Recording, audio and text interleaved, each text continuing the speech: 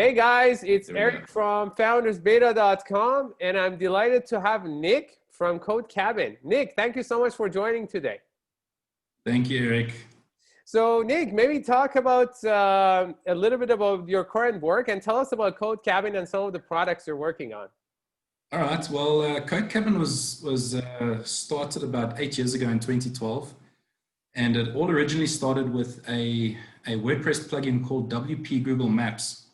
And at the time, there were about 4 plugins that were using the Google Maps API to help people create maps online with WordPress. And I was actually trying to do it at the same time. I was cycling at the time, and I decided, you know what, let me just build a plugin so that I can create a website that shows all the dangerous spots here in South Africa of where you shouldn't go with your bicycle, because there's quite a few. So I decided, I looked at some of the WordPress plugins at the moment at that time, and I actually just couldn't afford to spend $20 even at that time to buy a plugin. So I decided I'm just going to make my own. And I made my own, and I launched it, and it actually just started making money, and it blew my mind because it looked horrendous. It actually looked horrible. Right.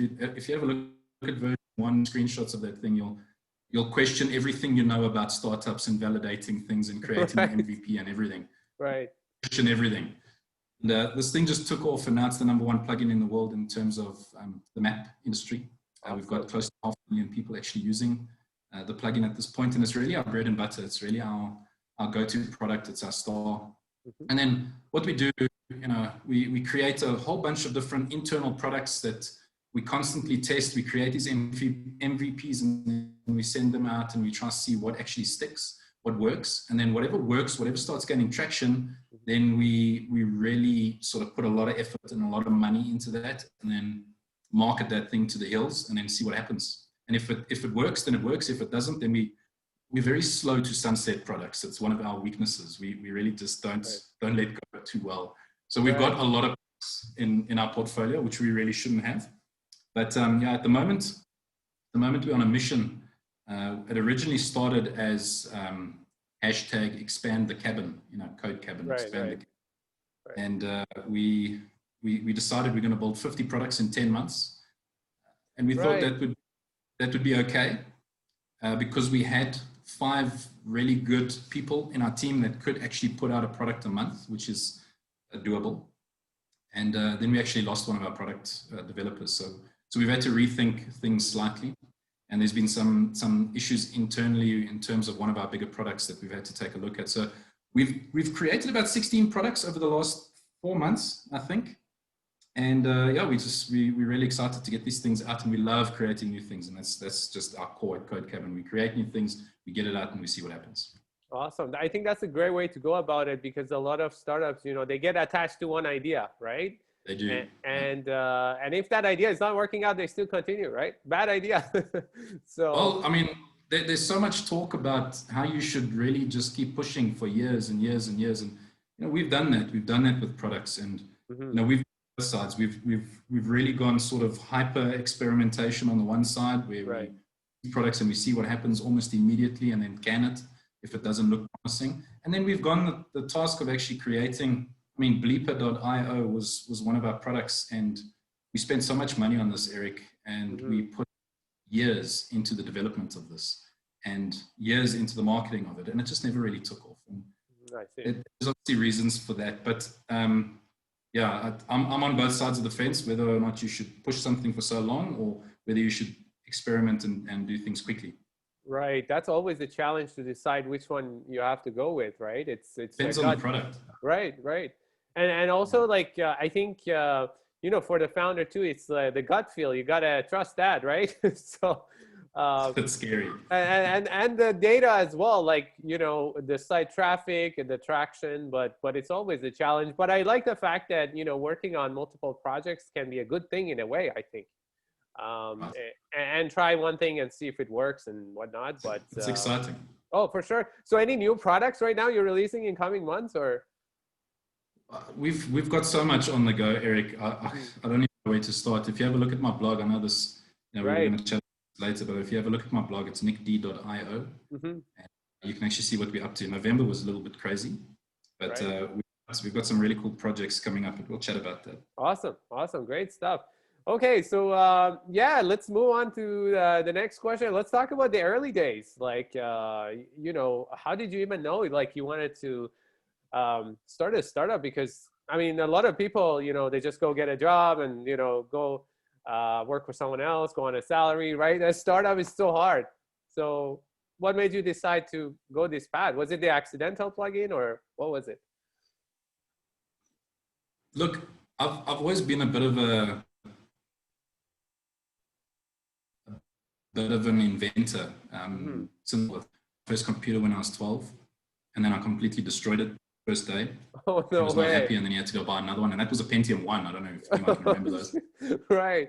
So then I destroyed that, and then I a new one, and I actually started that. And I started making a game in Edit. I just loved it from the start, and ever since then, you know, I think my mom was definitely an entrepreneur. My dad was an entrepreneur. He had his own business, so I think it's just kind of in the blood. It's just kind of in the DNA to actually want to go out and create something for yourself and create a bit of a legacy and leave something for your children and their children. So it's always sort of been around there. I did work for a lot of companies as well. I had to kind of get experience in companies before you could actually run your own company. Right. I mean, you can't just go straight from school to start your own company. You can, and you know, maybe a small percentage of people actually get that right. But for me, I kind of went through working at one company, another company, and I found myself always creating systems for them. I mean, I was selling steel to some place here in South Africa, which no one liked me in that place. Who I was, but I was selling steel there, and you know, when I'd come back, I'd actually create systems for the sales guys and actually make our lives easier. So I've always been a bit of a creator, a maker, and then eventually I got retrenched, and I thought, you know what, let me just try it, and I created a company that I thought would do well, and it was a web design company, you know, back in I think it was mid 2000s, and it didn't do well at all. I mean, after 2 months, I had to go find another job, and I ended up doing marketing, and then I was in a marketing company for quite some time, and then I moved to a different one, and I became sort of acting GM of that marketing company. So I learned a lot of marketing skills from that position. Eventually, that's when that whole plugin started, and I was able to leave my job. I first let my wife leave. We made sure that we had enough money for her to leave, so she left her job, and then I left my job a month later, and then we sort of ran with it from there. And we never kind of looked back. It's always been amazing. Wow, that's so amazing. It's always great to see, you know, where you come from, where you started, right? So so that's incredible. Just the courage to get out there and launch something, and so that's awesome. Great. So yeah, so let's talk about you know, you have a lot of products on the go. Let's talk about validation. You know, like, how do you go about like validating these ideas? Like, where do you get the inspiration? Each product is different. So, you know, when you have an idea, a lot of ideas come to people in the showers. So, you know, a lot of my ideas come to me in the shower, when I'm just in my chair in the morning, just thinking, or even when I'm just chatting to my kids. You know, you think of these ideas, and everyone gets this, right? Everyone gets these ideas, and anyone can get an idea, and anyone can receive that. But how you act, what sets you apart. So what I like to do when we have that, I like to kind of look what's out there already, and I like to see what people are doing. If it's saturated, I kind of just leave it. Okay. Done for Bleeper.io. I mean, the live chat industry is completely saturated. I should have just run away from that, but I never. And I've learned my lesson there. But if it's an idea of not that saturated, and if it's, you know, there's two types of ideas, right? There's a startup that can be proactive, and there's a startup that's reactive, right? So the proactive startup is you're coming into sort of a new space, nothing really to gauge this idea or validate this idea, but you know, you kind of just run with it and you hope for the best. You got to chat to a lot of people. You got to see what they think about it. And then there's sort of the reactive startup, which is for me where you can actually see, like, for example, one of our startups recently is it's a PUBG tournament tracker. right? So I actually started in lockdown. I was bored, so I started playing PUBG, and I haven't played Okay, games in years. that's so cool. And, you know, I'm 36, as a 36-year-old playing PUBG, you know, people thought I was mad. But anyway, I played PUBG, and I started getting into these clan wars, and they're going at it, and they create these rooms. And then after the game, everyone sends a screenshot of their game to the organizer, and then that person has to sit and put it in an Excel spreadsheet. So I thought, this takes days. Right. It actually takes for information to come back. And I thought, no, you know what, we've got to be reactive than anything else, because there's something that's there already, right? There's a need for it already. Right. And you can make that need. People are actually doing it. So you can actually put a system in them and then sort of try to get them to use it. That's the other challenge. But in terms of validating, what we normally do is once we've created the MVP and we get it out there, we really don't spend a lot of time on the MVP. We try to do it as quickly as possible, because what we really want to do is validate it, what we're talking about now. So we get it out there as quick as possible, and we just throw a little bit of money at it, to be honest. We make sure that the website's quite internally. We do some Facebook ads. It depends on the product. We do some Facebook ads. We do some AdWords. We post things on places like Product Hunt if we want to, Hacker News, all of those sorts of places. There's a lot of places that you can sort of get your stuff out there, and then we monitor after that. So I'll give you two examples, right? One product that we launched is called Get Chat app. It's literally a simple WhatsApp chat button for your site. Right. We listed that. And people can click on it and WhatsApp. Right. So there's that.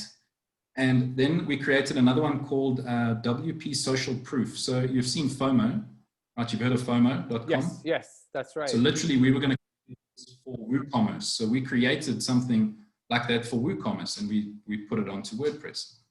And we pushed both of them out there, and we saw instant traction with Get Chat app as soon as we put it on Product Hunt. And with WP Social Proof, even after advertising it, even after trying to push it on WordPress, trying to get it on Product Hunt and all of other places, it just did nothing. So for me, I'd rather, now I know, okay, WP Proof, we're going to probably shelf or sell that code to someone that's interested. And then Get Chat app, we're pushing now. So we're actually actively pushing that product because we've seen almost instant traction. Now, just because you don't see instant traction doesn't mean it's not working. You know, but for me, I'd rather, and this is why we're creating those 50 products, I'd rather find those ones that do have instant traction almost immediately, and then rather focus on those. Because if I'm going to create 50, I'm hoping that one out of those 50 is going to actually be a success and generate quite a bit of revenue for the company. Right. I think that's a great approach, because you can see the traction, right? You're looking at it and kind of deciding, but again, always hard decision, right, for the founder. So always hard to decide which one to let go, right? but I guess that's the excitement, right? That's the excitement. And the one that you think's really going to work doesn't work, and the one that you think's not going to work sort of blows up, and all of a sudden you've got like, I mean, we're reaching now 6 million hits with Get Chat app, and that's one that product I didn't think would do anything. You know, I really didn't think it would actually work. But again, there's so much to do behind the scenes, you know, and we haven't really given our products a fair run, to be honest. And I'm okay with that. I really am okay with that, because again, I'm just looking for that one product that just hits the market and blows up. If I give all of these products a fair go and a fair run, I would actually sit down and create a little marketing strategy for each product, spend a lot of time and effort on it. But again, I don't have the time for that. You can't do that for 50 products. So we're just going nuts, really, and we're just getting these things out. That makes sense. That's a great way to go about it.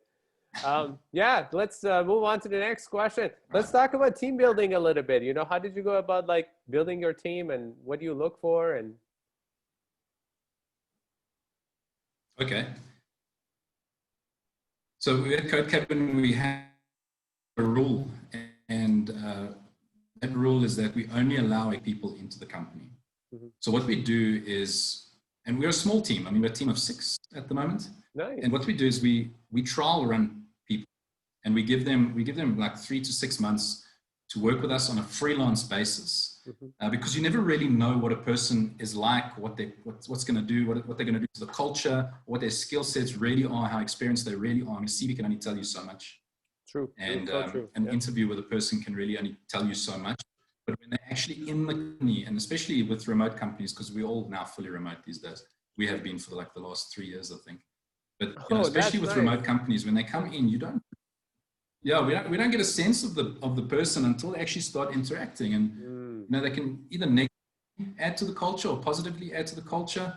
We've had instances where people have negatively added to the culture, but they're so technically minded that you kind of have to weigh up the pros and cons of these people. But what we really do, Eric, is we bring people in, generally younger people, people that have a real passion for what you can tell in the interview and how they actually apply for the position. If they have a real passion for the job, we give them a shot. We normally do this every couple of years where we bring in an influx of people and then we run them through the paces. Dylan, our CTO, actually runs them through the paces, and he has a look at, tests them for their support, their language, their development skills. I help with marketing stuff and all that. But we actually we check each person and we look at their strengths. And if we feel that they're a good match, then we bring them on as a permanent employee. And that really takes a lot of time. True. But again, you could find really amazing people like that. I mean, we found a guy now, Matthew. He's young. I think he's 19. He's absolutely amazing. And we brought him on. We let him freelance with us for now. I think it's 3 months, and we decided no, he's really good, so we brought him on.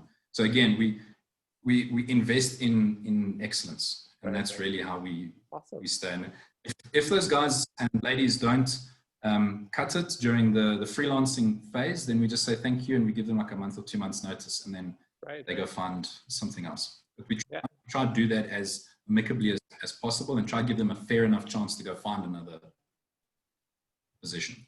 Absolutely, because I think for startups, especially small teams, it's very hard, right, to bring on someone full time, and I think it's always it's always one of the hardest decisions, right? Because it is a lot of investment time, money, resources, right? And sometimes things don't work out, and I think it's a good way to kind of figure out who might be the best for the team, because obviously not everybody is suited to work in that environment, right? So I think those are great pointers for our audience. That's great. Okay, so next question. So talk about life and balance, Nick. I see you on Twitter sharing all these tips and tactics. So how do you stay how do you stay motivated and do other things and kind of keep it together, right? Motivation for me is not a problem. I seem to be wired that way. I'm always sort of ambitious and motivated. But in terms of burnout and balancing my life, I think I've still got a lot to learn. A few years ago, I thought I was doing a really bad job at it. And now I think I'm doing an okay job about it. So what I do really is, I'm a family man. So I've got 3 kids and 2 of them are teenagers, which accounts for many of the gray hairs in my head. But they keep me really busy, and I work at home. So I've got an office at home. Right. It's kind of separated. So I've got the door there, and then you can walk into the house down on the left there. But they're always just coming in, and they're always just talking to me. So there's always constant disruptions. But that's just something you have with remote work. But in terms of work and family time, and then me time, right? That's a whole nother story. So you set those boundaries for yourself. And I find myself drifting in between those boundaries every now and again, especially when I'm on a new project and we're creating new things. I sort of work till 7 at night and you don't even realize it. And then my wife has to come in and remind me, hey, Nick, it's kind of late now. So, right, you should shut it down. So what we do is there's a routine, okay? And you've got to routine. If you don't stick to a routine, everything's going to get out of balance. That's a good tip, yes. Especially for me. So my wife and I, we make a point of every Friday morning, we go on a date morning. Oh, nice. Our time, because you never get time when you have kids. I promise you time. So we go and we have a little date time, and that's like 2-3 hours maybe. And then we sort of come back, and then, we've had our time. And then we'll sit together maybe for a little bit at night once the kids have all sort of settled in. And then sport is important. So you kind of have to have one thing, you know, whether that's gym or tennis. I mean, I like to go play tennis every Tuesday. I know No you're way. you're I'm a pro tennis player here too, Nick. I know you're a pro tennis player, so you know I won't talk much about tennis. I look like a noob. That's so funny. That's hilarious. That's so Yeah, so right. we've got a tennis court down the road, so I go play tennis down the road. That's so good. And then, you know, I take my son every now and again to go play tennis. So you kind of have to have, I'm a firm believer in exercise. And if you don't get exercise, if you don't get enough exercise, then you just, you know, you're not going to be releasing the right chemicals in your brain. And exactly. That's so true. Good about yourself, and your drive is just going to tumble as well. So your health is going to take a dip. And if your health takes a dip, then your startup's going to take a dip. And, you know, you have to keep yourself in that routine. And if you break from that routine, then everything kind of goes out. I mean, you know, I don't know how many people notice this, but I mean, if you like go on let's say you're going to diet, for example, you know, you get into that routine and you're eating healthy and then you go on a holiday somewhere and you kind of let it slip. When you come back, it's so much harder to get back into routine. And then you spend months trying to get back into that routine. It's the same thing with startups and with work-life balance, because if you break that routine, then it's just going to be a mess, and you are going to burn out, and things are going to go wrong in your marriage, and things are going to go wrong with your kids. And so you kind of have to keep that balance, not just for your startup, but for your mental health and for your family at the same time. Right. I think that's one of the hardest things about starting a startup, right? Keeping that balance. But also, I think people talk about work-life balance, but I think it's more like work-life blend, right? It's like you don't know right now. It's so blend, especially from home, working remotely. Right? It's total blend. It's like, right? But I think boundaries, setting up routines, like you said, picking up one thing that you enjoy. So tennis, other sports, I think those are great. Those are excellent pointers. So great. I always ask the guest on Founders Beta to, you know, to talk about what's the best advice you ever gotten, whether it's a startup, whether it's outside, anything. So when I was 17, my dad passed away, and we kind of had, like, he was an entrepreneur and he was quite well off, and we were quite well off at that stage. You know, we had the big house, everything was going well, and then he sort of passed away, and then everything just fell flat. And my life became, you know, as a 17-year-old, you want something to be wrong, and you know, you're a victim, and your mentality is all over the place, and your mental health's not in a good place when things like that happen. And what I found myself becoming was a very negative person, and I was very negative for quite some time. And I started working at a company, and at that company, I was doing well in the company. I kept getting a promotion every sort of 6 months, because even though I was negative, I knew that I had to work really hard in order to get somewhere in life, which a lot of people, the youth these days, don't seem to realize, is that it's what you put in that counts at the end of the day. It's, you know, are you passionate about what you do? And if you are, then you will get recognized and you will climb up that ladder. So, you know, I was climbing up the ladder, but I was also I was all over the place in terms of mental health. And this company that I was working at, they got a person to come in and give some training. I think it was called Investment in Excellence, funny enough. And it's a John Maxwell course, if I remember. But anyway, I had this course, and it tells you your personality and all those good things that the corporate companies do. You know, you this personality, you this personality, and that's nice. But there was a moment in the course where the lady said, you know what I want you to do? Okay, you're going to set some goals, and I'm going to teach you how to actually achieve those goals. And they started talking about cognitive dissonance and all of those wonderful things that people, you know, do studies on, and just to reach your goals. But there was one particular thing that she said, and she said, listen, today, when you're driving home, I want you to look and pay attention when you're driving home. And I want you to look for used bricks. Okay. And we were like, why? Right. And she said, do it. Just go home. Right. On your way home, I want you to pay attention and you find those used bricks. Okay. So we went home and I found many used bricks. I found them everywhere, you know, on the side of the road, in people's houses, people's gardens. Right. There were used bricks everywhere. Nearly hit one with my car as well.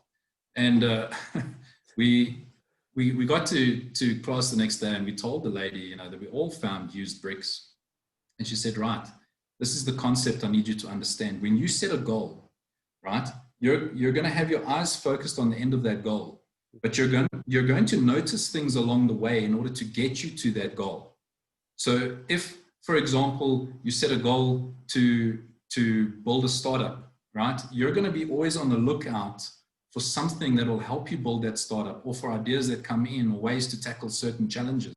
Your mind is already open to those used bricks, and you will find the things that you need to find in order to reach that goal. And that was probably one of the most powerful things that I ever learned at a young age, Right. that really helped me. And now I look at, and it's actually become a bit of a problem now, because everything I look at, there's a startup idea in there. You know, if I engage with somebody, or I look at, you know, just playing a game, for example, there's just startup ideas coming all over the place. And there's those used bricks that you're just noticing all the time. And if you train your mind to get to that point where you're looking for those used bricks or those ways to reach your goal, then you'll reach them a lot quicker, and you'll actually get to those goals. Wow, that's such a great story, Nick. That's awesome. Yeah, great. So for our audience that want to learn more about you know, what you're working on, where can they go? Okay, so you can have a look at nickd.io. It's nickd.io, or they can just have a look on Twitter. I'm always tweeting something. Right. But yeah, nickd.io is the blog where I'm actually putting all our findings and our new products and everything on there. It's quite exciting. I should be updating it more regularly, but I find myself updating it once a month now. Right. But everything is on there, Eric. Awesome. Great. Well, Nick, thank you so much for taking the time to come out today and share your expertise and wisdom for our audience. We're looking forward to your next product launch and continuing to see the development. And thanks again for coming out today. Thanks, Eric. Thanks for having me.